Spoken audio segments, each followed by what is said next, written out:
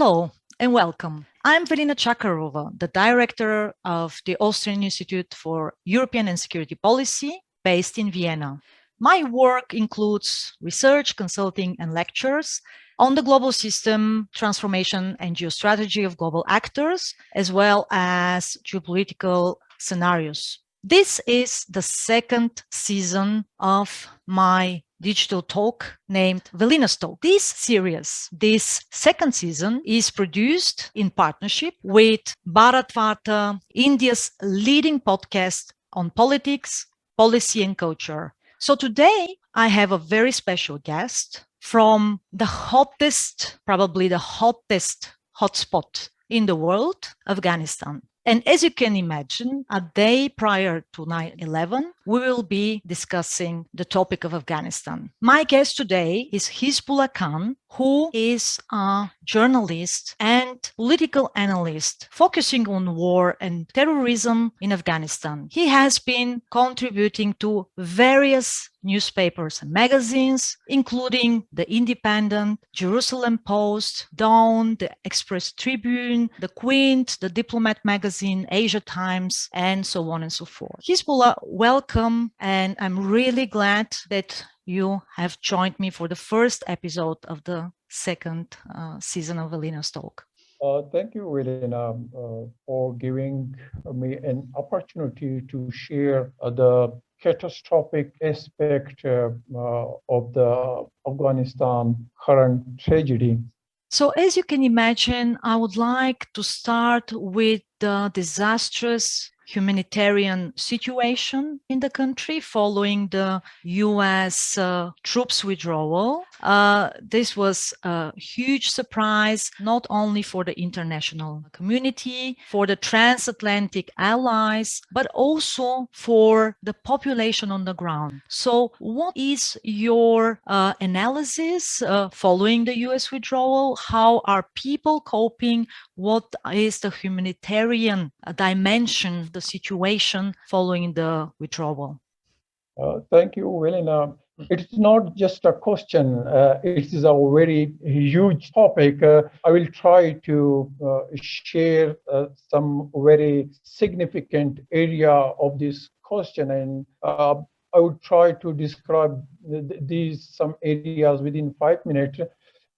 First of all, currently the entire Afghan state system is closed, and there are unprecedented humanitarian disaster is underway in Afghanistan. Almost 500,000 people have been displaced, particularly those families that work with the Afghan army forces. That 3 lakh, the Afghan army forces members were almost 3 lakh. They were working and fighting in the 34 provinces of Afghanistan against the international terrorists. When the US left Afghanistan, so now these 3 lakh Afghan army members and their families, they have left their homes, their villages, and their cities, escaping one place to other place in order to secure their life.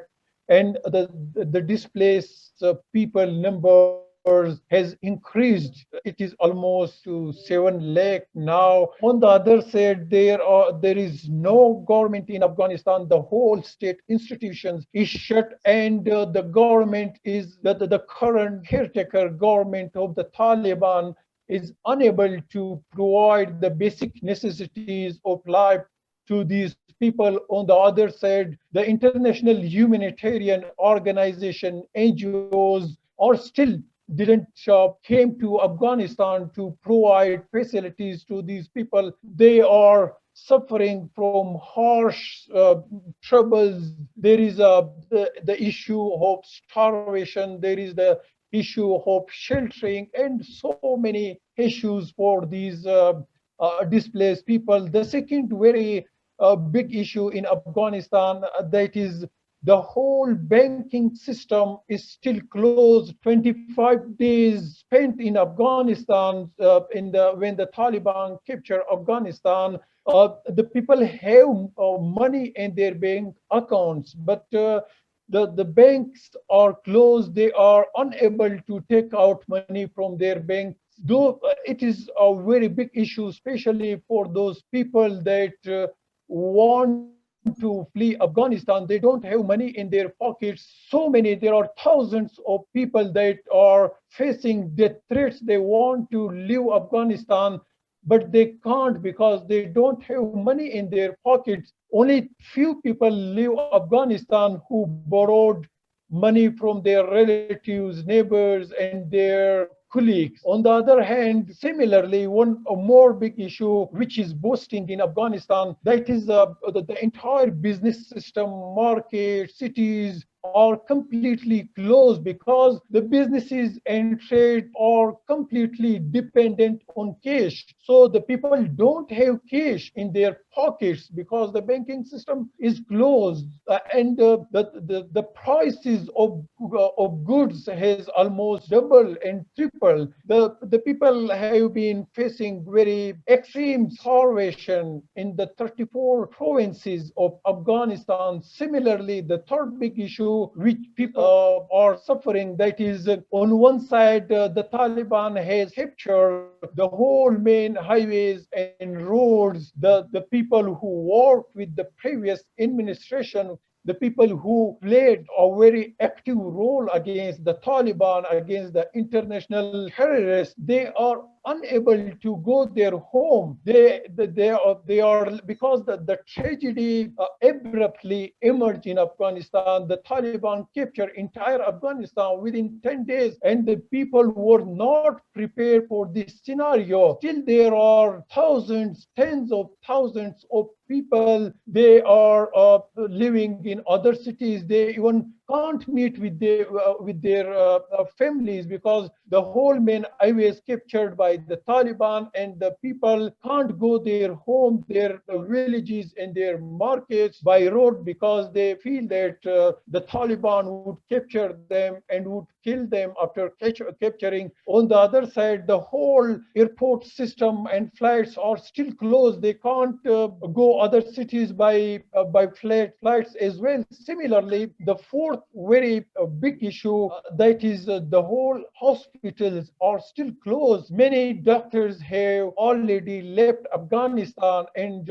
those doctors that are still living in Afghanistan, they feel fear. They are unable to continue their jobs, and they are not going to attend their duties. On the other side, the people and the patients, they are coming to hospitals, but there are no doctors in the hospital. This is also a very big issue in Afghanistan. And the fifth very big issue which is underway, that is unprecedented brain drain of human history is underway. Highly educated people, including doctors, professors, lecturers, historians, poets, writers, political scientists, psychologists, they are leaving Afghanistan. These are the people who came to Afghanistan from the European countries, and they were working for the reconstructions of Afghanistan, and they were working on the key posts in Afghanistan. But no, tens of thousands of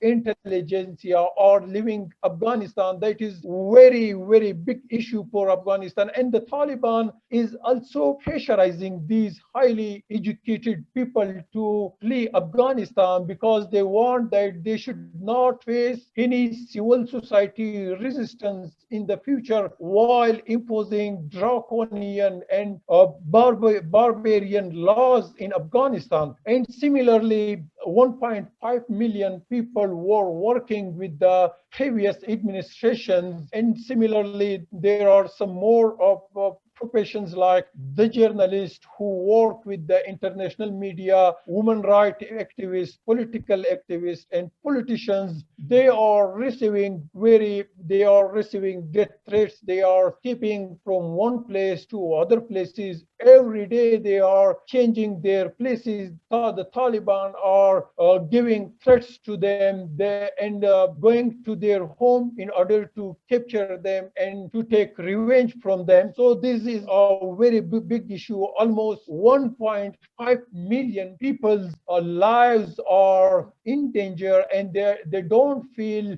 that they are here in Afghanistan. They are striving to get an opportunity to flee Afghanistan. And similarly, one very big issue which is boosting in Afghanistan, that the foreign countries, particularly US, Canada, Germany, France, Denmark, and other countries, they have limited their visa process. They have limited their humanity, their sympathies just to those people that work with their army, that work with their army as an interpreter, that work with their projects. They are just providing visas to these people, and they are just working for the evacuation for these people. On the other side, the 3 lakh Afghan army members, politicians, journalists, human rights activists, political activists, they are receiving more threats than those people that work with the foreign troops, that work with the foreign projects. I request from these countries, they should extend and expand their visa process, their immigration system to those people that work in the Afghan army as well, because that was not just Afghan army, that was an army that were fighting against international terrorists, because the Afghan army were securing the whole world, not just Afghanistan. When the Afghan army established, when they started operations in Afghanistan, the incidents such as 9/11, when around 3,000 US citizens killed just in one day in the 9/11 attacks, and the Afghan army were fighting, were defeating the same terrorists. Now the foreign countries have left Afghan 3 lakh Afghan army member and handed over the whole Afghanistan to terrorists. And now the Taliban are those Afghan army commandos that kill terrorists. Now the same terrorists are striving and struggling, searching to capture the Afghan army member and kill them. If the foreign countries refuse to expand their visa process to other Afghan officials as well, then you will see an unprecedented genocide of Afghan intelligentsia in the future in Afghanistan. Now, this is definitely a devastating picture that you have outlined for all of us. And I need to dig a little bit more, even though that it's very painful to listen to this analysis. And that is, do you see a scenario of all-out civil war in Afghanistan following the Taliban takeover? Do you also foresee the rise of terrorist forces and activities, not only coming from the Taliban and their networks, but also from other terrorist networks on the ground, which now might want to seize the moment, so to say, to fill the vacuum? And then I would like also to ask you, given the gruesome situation the civil population is facing right now because of what you have described, due to the blocked international aid, key international players such as the International Monetary Fund and the World Bank and so on, but also state actors have in fact blocked their loans and aid for the country following the takeover. Right now, if I'm not wrong, China has announced to send emergency aid to Afghanistan, including food, including vaccines, but this is certainly not enough. So do you see also a kind of possibility for a complete collapse, no institutions on the ground, brain drains, or what you have described might lead to such scenario? The whole intelligentsia, particularly highly educated people that were working on the key position in the various departments of Afghanistan.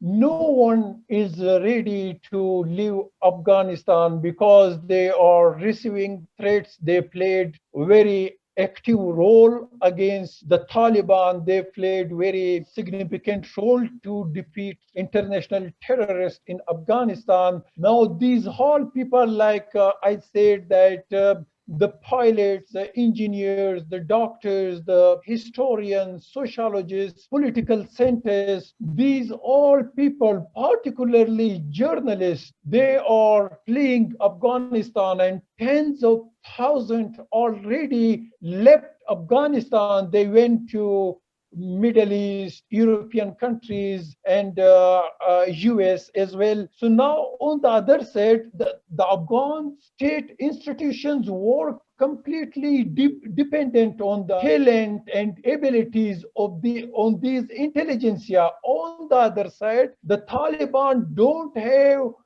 institutionalized capacity. The Taliban don't have institutionalized knowledge. There is not a single doctor in the line of the Taliban. The members of the Taliban are just 50 to 60,000, and the Taliban don't have a single pilot. The Taliban don't have a single professor. The Taliban don't have a single sociologist, single engineer, single economist. If you don't have a single economist, how you can run the economy of the entire state, entire country? How can you make the policies of trade? How can you make the budgets of the country? There is one person that orchestrated a suicide blast against the athletes, against those people who were active in playing in football, cricket, and other kind of sporting activism. He said that the sports is against Sharia. Playing sport is the violation of Islam, and he orchestrated a suicide blast and he killed dozens of athletes. And now the same person is the minister of sports of Afghanistan. Mm-hmm. It is the person who consider that sports is a violation of Islam. Now he is the minister of sports. And second, the person who even don't know the definitions of economy, who never attained a single class, who even don't have the degree of metric, of FSC, of BA, and who even don't have a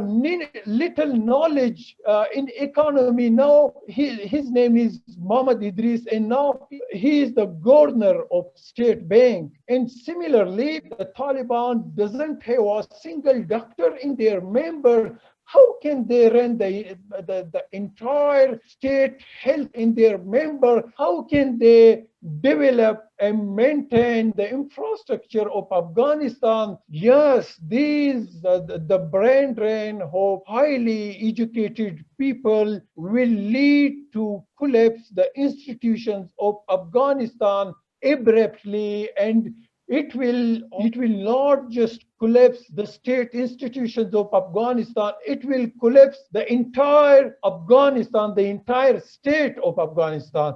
And that will create catastrophe for the entire world. This catastrophe will not just limit within the boundaries of Afghanistan. This will boost and unfold uproar and chaos for the entire world, like the previous time when we saw that the state of Afghanistan was collapsed. At that time, terrorism unfolded across the world, and the incidents such as 9/11 took place in the US. And similarly, this time, the same kind of tragedies will spread around the world. And speaking of 9/11, tomorrow marks 20th anniversary of this devastating terrorist attack. on the United States. Now the United States is no longer on the ground. The US troops are completely withdrawn, at least for now, even though that there are already speculations that at some point of time, United States will be back in the region, even militarily. But I would like to ask you the question about the role of the international actors in Afghanistan. What kind of role do you see on the ground? Which actors are currently playing the major role in Afghanistan's future? Which are the actors the Taliban are engaging the most? And what is your assessment of the current situation, given that they are really preparing for the inauguration, which of course will take place exactly on the 20th anniversary of 9/11 tomorrow, and they want to set an example by doing so. The Taliban have not changed. There are some political analysts of the West that they are claiming that the Taliban have been changed. Yes, their negotiating team that saw the entire world, that were visiting the capital of Russia, Pakistan, Uzbekistan, Tajikistan, China, Iran, and other part of the world. They saw the entire world. They saw humanity, and they saw civilization, culture. Their minds have changed. On the other side, 60,000 Taliban who spent the last decades in the mountain of Afghanistan fighting with the Afghan forces and foreign troops. They were orchestrating, they were committing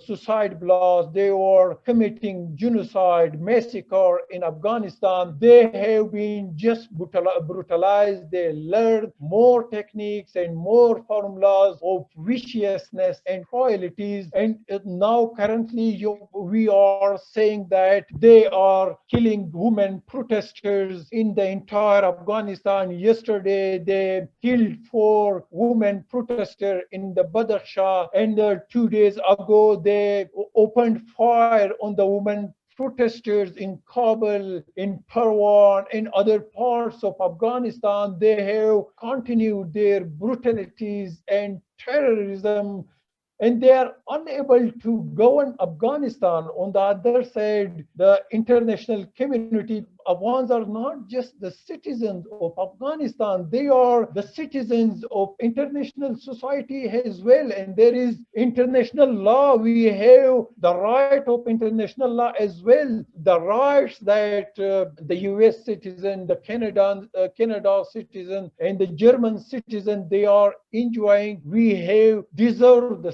similar rights as well according to the international law. But the Taliban have completely deprived 40 million Afghans from their rights. They have deprived 1.5 million Afghans from their jobs. They have deprived 2 lakh Afghan women and girls from their duties and jobs. In these conditions, there are 2 blocks. One is internationally, there are 2 blocks. One is Iran, China, Russia, and Pakistan. They are seeking their interest in the Taliban govern Afghanistan. They are giving very positive statements about the government of the Taliban. And some countries like Pakistan, yes, the Pakistan will join that ceremony, and Iran, there is possibility of Iran that Iran will also participate in the ceremony of the Taliban. Or Russia has refused to take part in that ceremony. On the other side, there is also possibilities that China will support the Taliban government, recognize their government, and participate in their ceremony. But on the other side, these countries, they seek their interest in the Taliban's government. They will support, they will recognize the Taliban government. On the other side, the NATO countries, particularly European countries, they will see the role of the Taliban if they provide rights to the Afghan citizens, if the Taliban announce the date of election, if they make an inclusive government in Afghanistan, if they announce to sustain the current democratic institutions of Afghanistan, in that condition, the NATO members countries will recognize the Taliban. But in the current situation, the Sweden refused to recognize the Taliban. Denmark has also refused to recognize the Taliban. Canada is also managing meeting, and there is a huge possibility that the Canada will also refuse to recognize the Taliban, because the current recognizing the current government of the Taliban is the violation of Afghanistan constitution, and it is also the violation of international law as well. And these countries will see the role of the Taliban if they will completely follow the constitution of Afghanistan and the international law. Then these countries will accept and acknowledge the government of the Taliban. Otherwise they will refuse to acknowledge the government of the Taliban. In that condition, there will be an unprecedented economic crisis or will emerge in Afghanistan. Do you think that China will step in and fill the void left by the United States, will seize the opportunity to become the biggest trading partner of Afghanistan, to support the Taliban, to create economic incentives for them in order to basically accommodate them so that they prevent any terrorist activities from interfering into or penetrating the Chinese province of Xinjiang? They fear extremism and terrorism spillovers towards Chinese territories. Do you think that China will seize this opportunity? Yes, the China will avail this opportunity. The Taliban governed Afghanistan. The China can take enormous advantage from the Taliban governed Afghanistan, because that the economists of the world, they are agreed that China would become the economic superpower of the world until the main projects, the main highways of the China that will obviously they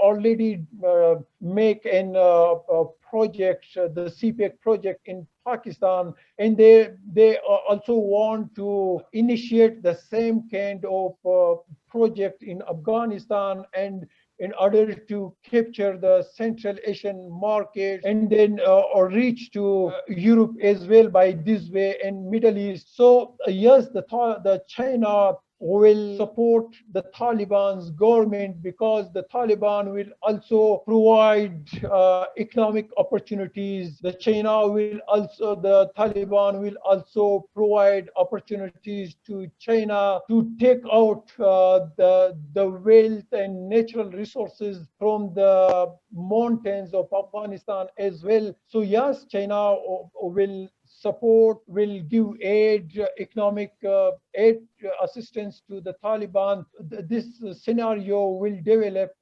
abruptly, and the China will take tremendous advantage from the Taliban's government. But only China cannot protect the Taliban's government. Taliban should obey international law. If the United Nations member countries refuse to recognize the Taliban's government, then the Taliban will lose international support. In that situation, the Taliban's government can't survive for 2 and 3 years. Like in the previous time, they just survived for 5 years. And at that time, Afghanistan had support from unprecedented economic crisis in the Taliban's government, and in that United Nations member countries, particularly European countries, they will refuse to acknowledge the Taliban's government. In that condition, the Taliban will lose international support, and they will lose slowly the support which they have in Afghanistan as well. So you are saying that this Taliban regime won't survive, let's say, several years due to the fact that they don't have any governance experience, institutional structures are collapsing, no liquidity from international community. China won't be enough. Russia still has the Taliban on its list of banned terrorist organizations, and there will be no Russian representative tomorrow for the inauguration, which is a clear signal that Russia is also very cautious. What is your exact take on how long the Taliban regime might survive? It will depend on the Taliban. Currently, the negotiation is underway in Kabul between the Taliban and the ex-president of Afghanistan, Hamid Karzai, and Abdullah and Gulbuddin Hikmatyar. These are the representative of Afghanistan, and they are enormously emphasizing the Taliban to sustain the current system of Afghanistan. But the Taliban don't have institutionalized capacity in that situation, and in that scenario, the Afghan system will collapse, and these Hamid Karzai and Abdullah are demanding from the Taliban to maintain the current institutions, to maintain 1.5 million people that were working with the Ashraf Ghani's administration, and that were experts that had the institutionalized capacity, that were able to run the system of Afghanistan to sustain that 1.5 million experts as well. The second demand of these Abdullah and Hamid Karzai, that they are demanding from the Taliban to make an inclusive government which is consist on all ethnic leaders, political parties leaders, and particularly the key figures of the Ashraf Ghani's government. The third demand of the Hamid Karzai and Abdullah, they are demanding from the Taliban that don't change the current democratic system of Afghanistan, because the Taliban on one side they want a complete monopoly over the power of Afghanistan. They are not interested to make an inclusive government in Afghanistan. So they are demanding to sustain the current democratic institutions of Afghanistan, because Afghanistan has a very huge history of state institutions. The institutions of Afghanistan has made before the institutions of US. Even the Afghanistan has a very huge liberal and secular history. The women of Afghanistan has got equal right and the right to vote before the women of France, before the women of US, before the women of Switzerland. The women of Afghanistan has got the right to vote in 1919. So, and even the women of the US got after that. So every time in the history of Afghanistan, when the dictators came to power, and when a person who had a complete monopoly over the power, the Afghans have enormously resisted against that ruler and overthrew their government. So now the Taliban are not ready to sustain the current democratic institutions, because they don't have any support in the Afghan population, because they don't have any achievements. They just devastated the Afghanistan and Afghan institutions. They just blasted, they just orchestrated suicide blasts, they just committed massacre, they just devastated the hospitals, the roads, the infrastructures, the universities of Afghanistan, the dams of Afghanistan.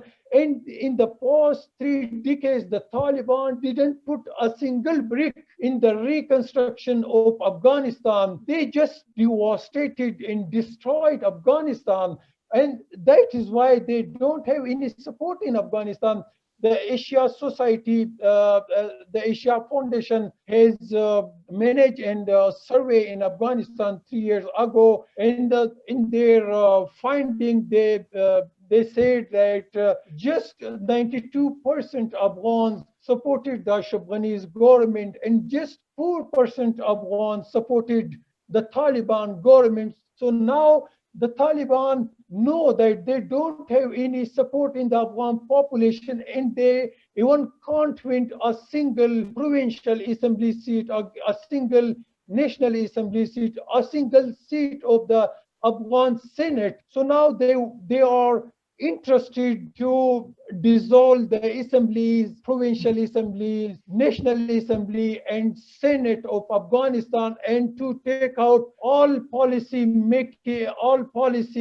and decision making power from these institutions, and exercise this power just by their chief. On the other side, the 40 million Afghans, particularly Amit Karzai and Abdullah, they are demanding from the Taliban, if you want to permanently govern Afghanistan, you should make an inclusive government, you should make an interim government and announce the date of election. And on the other side, there is a huge resistance underway in Afghanistan, in Panjshir, in other parts of northern areas. So if the Taliban refuse demands of Afghanistan, which I have just described, if they refuse that demand, then there will be another civil war. There will be a very big resistance in the whole provinces of Afghanistan. And in that scenario, the Taliban government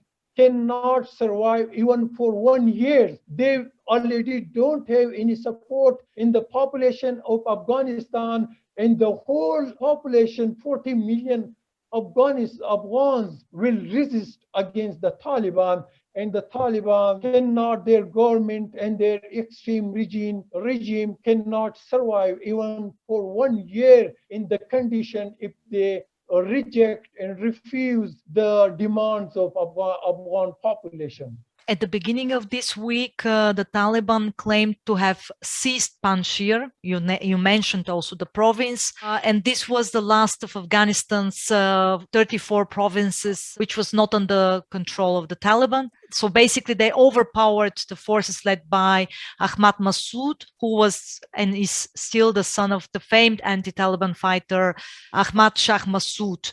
So do you think that he might play a role in the future in organizing the resistance on the ground? And also the acting president, at least he declared himself the acting president. This is the former vice president, Amrullah Saleh. He is also still part of the resistance. Do you think that these two important figures might play a role in the future? The son of Ahmad Massoud, Ahmad Massoud, he has a very tremendous support in the northern areas, particularly in the ethnicities like Tajik, Uzbeks, and Hazaras. And they have a very huge history of resistance in Afghanistan. The father of Ahmad Massoud, played very significant role to overthrow the Dr. Najib's government in 1992. He was the key figure that he took over the government of the Dr. Najib. And second time, Ahmad Massoud resisted against the Taliban's government in the 90s. Even the Taliban didn't capture Panjshir in their 5 years regime. Even Ahmad Massoud and his supporter has played a very significant role in overthrowing the Taliban's government in 2001. And then two times they overthrew the Dr. Najib's government in 1992. And the second time they overthrew the Taliban's government within 7 days in 2001.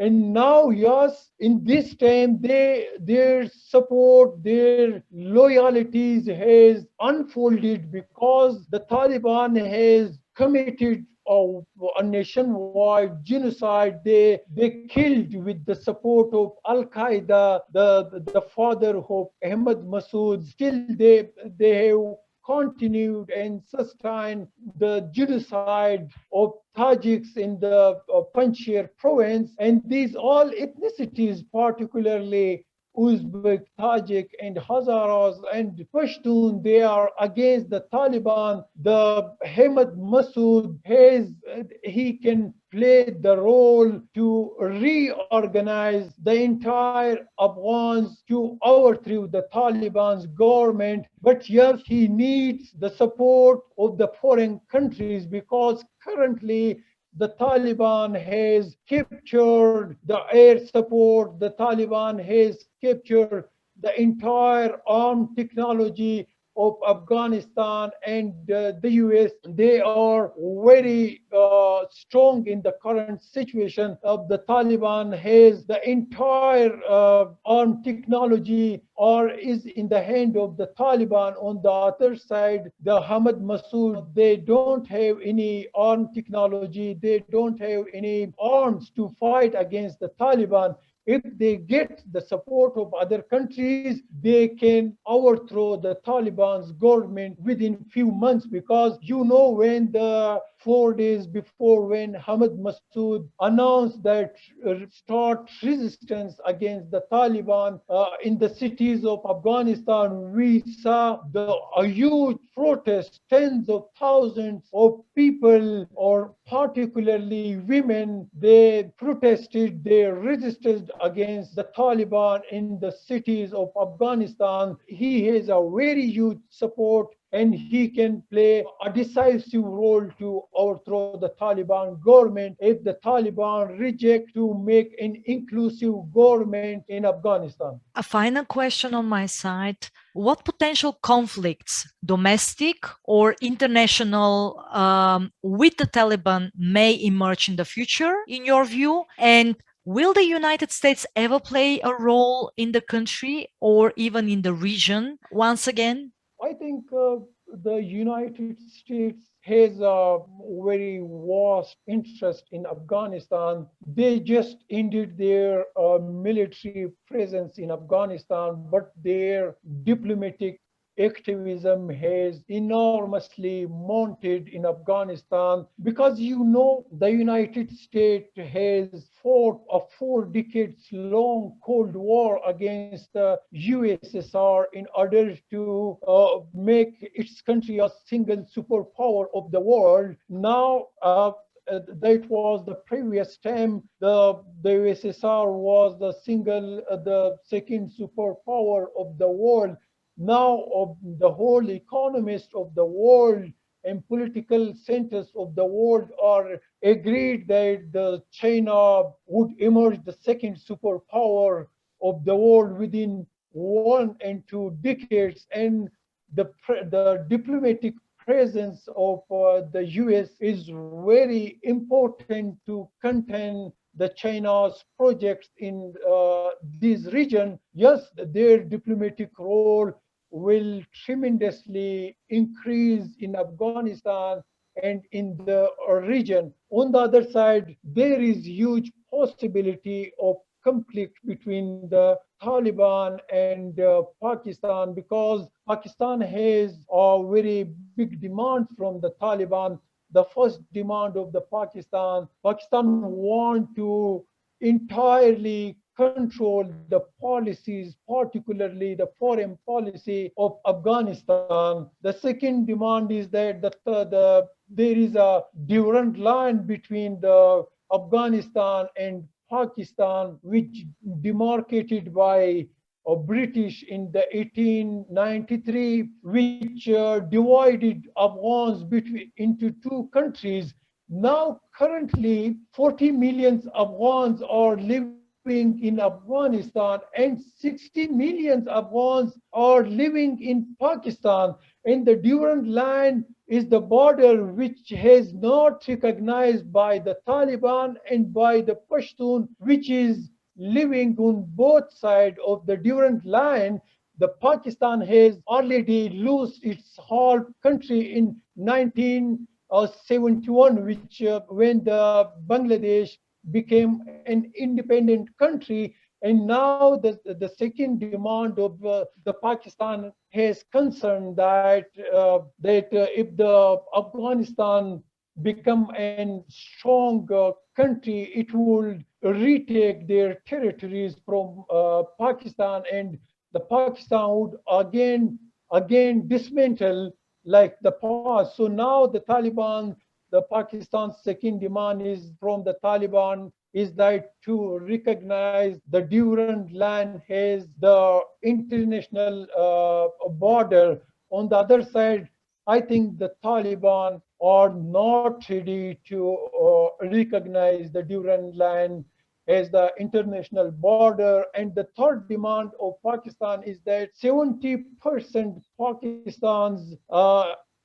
economy is dependent on the agriculture, and almost 50% water for that agriculture comes from the rivers of Afghanistan. And now the Pakistan demand from the Taliban to make us an agreement and to hand over your rivers water in that agreement. So I think the Taliban would not agree for that kind of agreement, and this scenario will lead a conflict between the Taliban and Pakistan.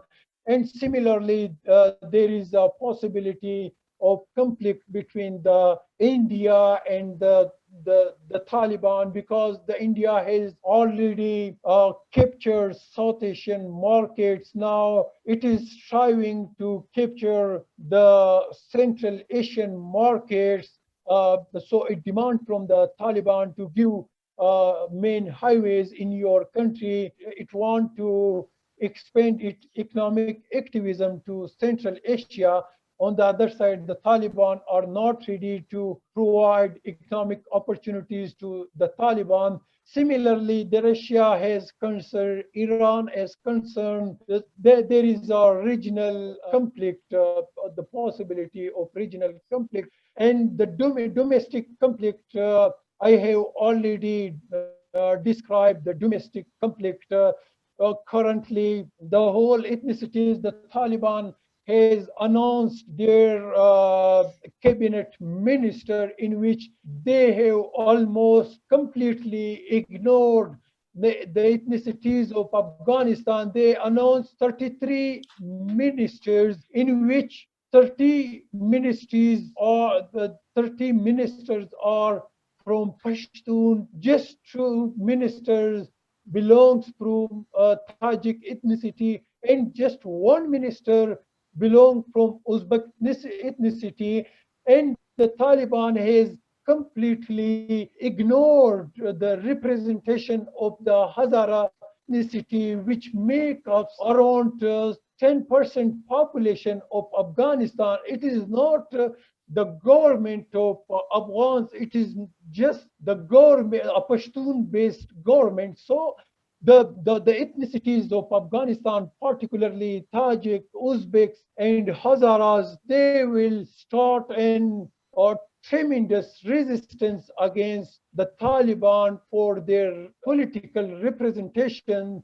And on the other side, the Pashtun ethnicity, they will also start resistance against the Taliban, because the Taliban has taken revenge from those officials that worked with the previous administration, and they have completely deprived 40 million Afghans from their political and social and economic rights. In that condition, the only options for Afghans to resist against the Taliban, the conflict will tremendously mount in Afghanistan against.